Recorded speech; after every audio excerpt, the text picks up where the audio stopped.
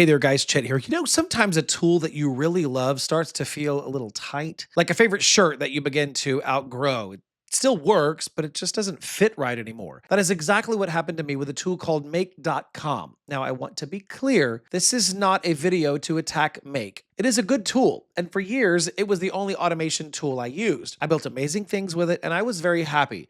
But as my work grew and became more complex, I started running into problems. So in this video, I want to tell you the story of why I switched from Make.com to another tool called N8N. I'll tell you about the issues that I had and what I found with N8N that made me decide to move everything over.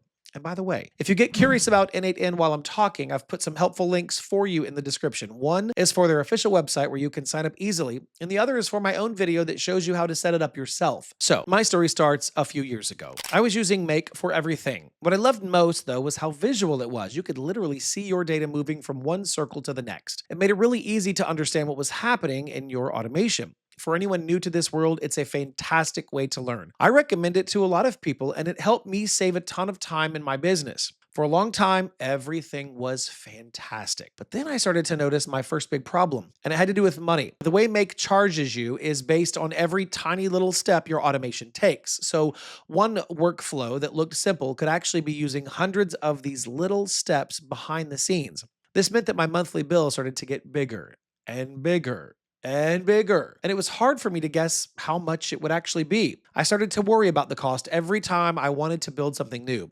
I didn't like that feeling. The second problem was about freedom. Make has a lot of connections to popular apps, which is great, but every so often I needed to connect to a smaller, more specific tool that wasn't on their list, or I needed to work with an internal company tool. Trying to do this in Make was always a struggle. It felt like I was trying to force it to do something it wasn't designed to do. I just wanted the freedom to connect to anything I wanted easily. These two problems, the cost and the feeling of being limited, sent me looking for a better way. That's when I found N8N. And when I started using it, I had a couple of moments that completely changed everything for me. The first thing was price. With N8N, there is a way to run the software on your own little server online. This server only costs a few dollars every month. After that, the N8N software itself, totally free. This meant that I could run as many automations as many times as I wanted, even millions of times if that were the case, and the cost would not change. The money worries I had with Make just disappeared completely. That alone was almost enough to make me switch, but then I found the second reason, true freedom. In N8N, connecting to any tool on the internet is a core feature, not an afterthought. It was so much easier. But the real magic was a special block called the code node. This meant that if I ever got stuck and needed to handle my data in a very specific way, I could just write one or two lines of simple code to do exactly what I wanted. It felt like all of the walls were removed and I was finally in full control of my own work. Now, I know that hearing words like server or code can sound a little scary if you're new to this. You might be thinking that it sounds too difficult. I get it. This is exactly why I built my own private community to help people through this. I have a full N8N course inside of my school community that teaches you everything from the very beginning. I show you exactly how to set up a server step by step and how to use these powerful features. We also have live calls to help you personally. So if you want that extra guidance, the link for that is down below.